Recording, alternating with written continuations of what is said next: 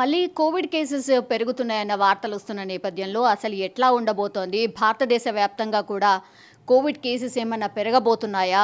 And మన తెలంగాణలో situation ఏంటి? ఎందుకంటే ఈరోజు పీఎం మోడీ కూడా అత్యవసర సమావేశం నిర్వహిస్తున్నారు కోవిడ్ పైన. సో ఏంటి సిట్యుయేషన్? మన తెలంగాణ రాష్ట్రంలో ఎట్లాంటి సిట్యుయేషన్ ఉంది తెలుసుకోవడానికి మనతో పాటు గెస్ట్ ఉన్నారు. గాంధీ హాస్పిటల్ సూపరింటెండెంట్ రాజారావు గారితో మాట్లాడదాము. అసలు ఇక్కడ హెల్త్ సిట్యుయేషన్ ఏంటి, హెల్త్ పరంగా ఎట్లాంటి జాగ్రత్తలన్నీ తీసుకుంటున్నారు ఏంటి అని మాట్లాడే ప్రయత్నం చేద్దాం. రాజారావు గారు నమస్తే అండి. నమస్తే సార్. ఏంటి సార్ సిట్యుయేషన్? మళ్ళీ కోవిడ్ కేసెస్ పెరుగుతాయి, ఇక్కడ మళ్ళీ వర్స్ట్ సిట్యుయేషన్ ఫేస్ చేయబోతున్నాం అన్న వార్తలు వస్తున్నాయి. ఎట్లా ఉండబోతోంది?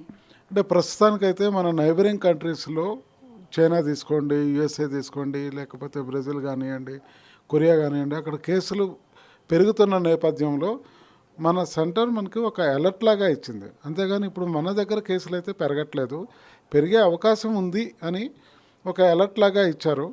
కాకపోతే ఇప్పుడు అక్కడున్న వేరియంట్స్ కానీ మన దగ్గర ఉన్న వేరియంట్స్ కూడా ఇవన్నీ కూడా ఒమిక్రాన్కి సంబంధించి సబ్ వేరియంట్స్. ఇవన్నీ కూడా యూజువల్గా సబ్ వేరియంట్స్ కొన్ని చాలా వరకు వీక్గా ఉండే అవకాశం ఉంటుంది, హైలీ ఇన్ఫెక్టివ్ ఉంటాయి. కాకపోతే క్లినికల్గా మామూలుగా అంటే సివియర్ డిసీజ్ కాజ్ చేయకపోవచ్చు మన కంట్రీలో.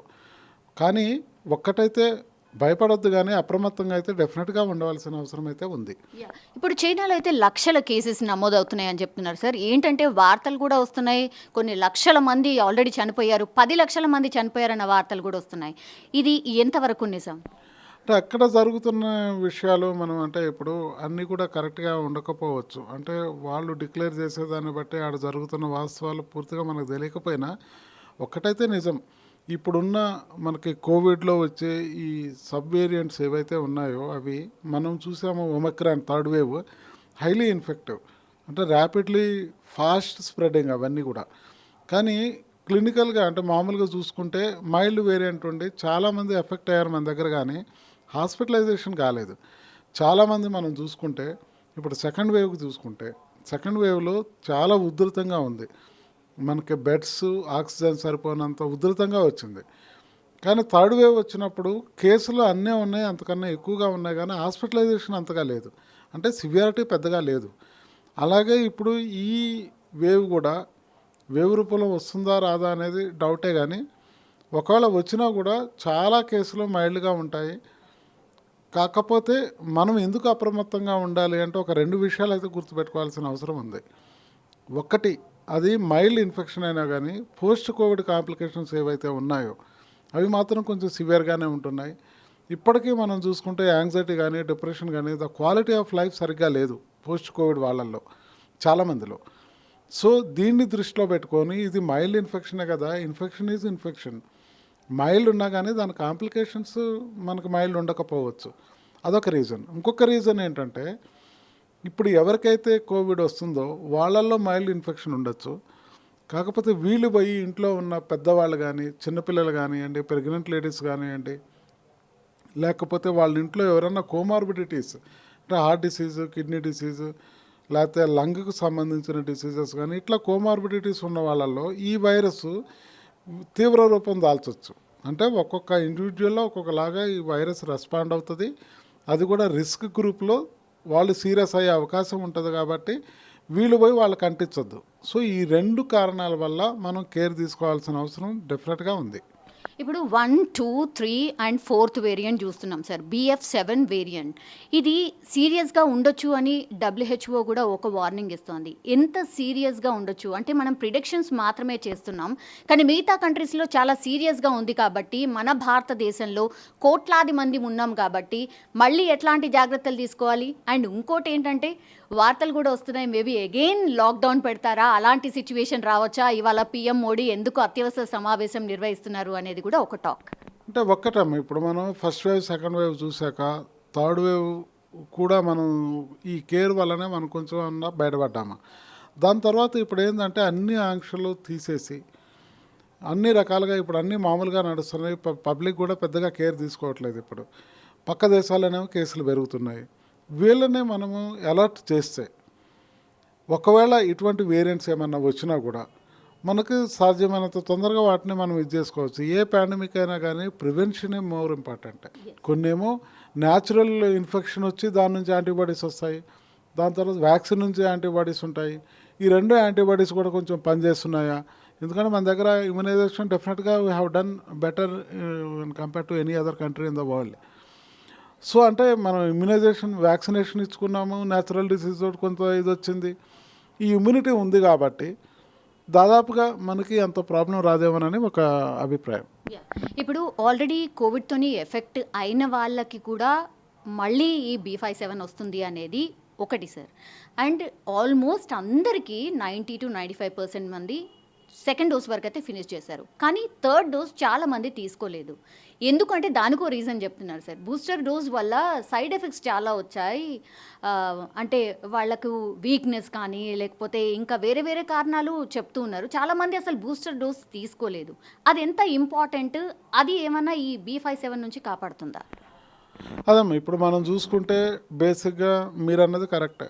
మనం చాలా వరకు సెకండ్ డోస్ వరకు చాలామంది తీసుకున్నారు, బూస్టర్ డోస్ తక్కువ మంది తీసుకున్నారు. ఇంకొకటి ఈ వ్యాక్సిన్ ఎఫెక్ట్ కూడా 8 నెలల నుంచి సంవత్సరం వరకే ఉంటుంది. సో సంవత్సరం తర్వాత డెఫినెట్గా బూస్టర్ తీసుకోవాలి, లేకపోతే దాంట్లో యాంటీబాడీస్ ఉండవు. ఇంకొకటి ఏంటంటే ఈ B7 ఈ ఒమిక్రాన్ సబ్ వేరియంటే కాబట్టి ఇప్పుడున్న వ్యాక్సిన్స్ దానికి పనిచేసే అవకాశాలే ఎక్కువ ఉన్నాయి. సో ఎవరైతే రిస్క్ గ్రూప్ ఉంటారో, అట్లీస్ట్ అందరు కాకపోయినా కానీ ఎల్డర్లీ పీపుల్ కానీ, చిల్డ్రన్ కానీ, లేకపోతే ఈ మనకి COPD, bronchial asthma, heart disease ఉన్నవాళ్ళు, లివర్ ప్రాబ్లమ్స్ ఉన్నవాళ్ళు, క్యాన్సర్ ఉన్నవాళ్ళు, కిడ్నీ డిసీజెస్ ఉన్నవాళ్ళు, ఇట్లా రిస్క్ గ్రూప్ ఎవరైతే ఉంటారో వాళ్ళైతే అప్రమత్తంగా జాగ్రత్తగా ఉండాలి. వాళ్ళు క్రౌడెడ్ ఏరియాస్కి పోకపోవటం మంచిది, పోయినా కూడా మాస్క్ ధరించాలి. తర్వాత ఇమ్యునైజేషన్ వ్యాక్సిన్ తీసుకుంటే చాలా బెస్ట్. ఇప్పుడు బూస్టర్ డోసెస్ని మరి డోస్ పెంచే అవకాశం ఉందా? మస్ట్ చేయబోతున్నారా? గవర్నమెంట్ ఎలాంటి స్టెప్స్ తీసుకుంటే బాగుంటుంది? అంటే అలాంటి స్టెప్స్ ఏమైనా తీసుకునే ఛాన్సెస్ కనిపిస్తున్నాయా? అంటే ఇంతవరకు మన గైడ్లైన్స్ అట్లయితే ఏం రాలేదు, కానీ గైడ్లైన్స్ రావచ్చు ప్రాబబ్లీ. అంటే కేసులు ఏమన్నా ఎక్కువ రికార్డ్ అయ్యి లేకపోతే మన దేశంలో కూడా పెరిగే అవకాశాలు అట్లా ఉంటే దాన్ని బట్టి government will take the decision and accordingly will follow it. International travelling ఇంకా బ్యాన్ కాలేదు సార్, చాలామంది ఇంకా వస్తూ పోతూ ఉన్నారు. సో అట్లాంటి వాళ్ళని ఐసోలేషన్ చేయడం ఎంత ఇంపార్టెంట్, అంటే ఇమ్మీడియట్గా స్టెప్ తీసుకోవాల్సిన అవసరం ఉందా? ఎందుకంటే ఫస్ట్ టైం మనము కొంత నెగ్లెక్ట్ చేసాము, సో ఫుల్ స్ప్రెడ్ అయింది. సెకండ్ మనం ఎంత ఫేస్ చేసామో తెలుసు. సో ఇప్పుడు ఇమీడియట్గా ఐసోలేషన్ ఏమైనా తీసుకుంటే బాగుంటుందంటారా? మీరేమంటారు? అంటే బేసిక్గా ఇంటర్నేషనల్ అనే కాదు, ఈవెన్ నేషనల్ మన దగ్గర కూడా బేసిక్గా ఎవరికైతే సిమ్టమ్స్ ఉంటాయో, ఈ కాఫ్, కోల్డ్, ఇటు స్నీజెస్, ఎవరికైతే ఈ ప్రోడ్రోమ్ అంటాం, అప్పుడు మనము వాళ్ళు మాస్క్ పెట్టుకొని వాళ్ళు ఐసోలేట్ అయిపోతే వేరే వాళ్ళకి స్ప్రెడ్ కాకుండా ఉంటుంది.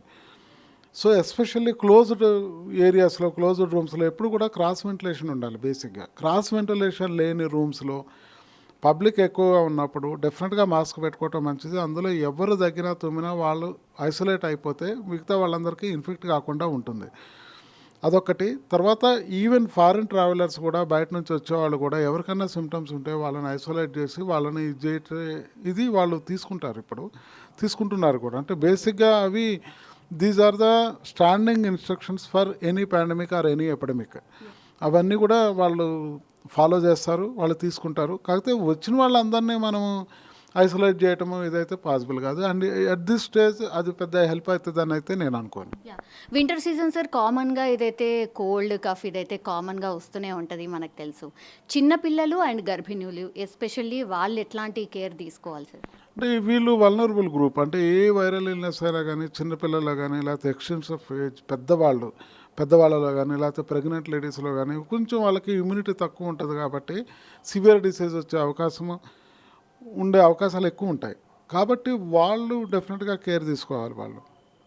అంటే ఇప్పుడు మనం బయటికి పోయినా, లేకపోతే ఎవరన్నా తగ్గినా తుమ్మినా వాళ్ళకి దూరంగా ఉండటము, లేకపోతే ఏదన్నా కొంచెం పబ్లిక్లో పోతుంటే మాస్క్ పెట్టుకోవటము, హ్యాండ్ హైజీన్ పాటించటము, ఇటువంటి డెఫినెట్గా రిస్క్ గ్రూప్ అయితే డెఫినెట్గా తీసుకోవాలి.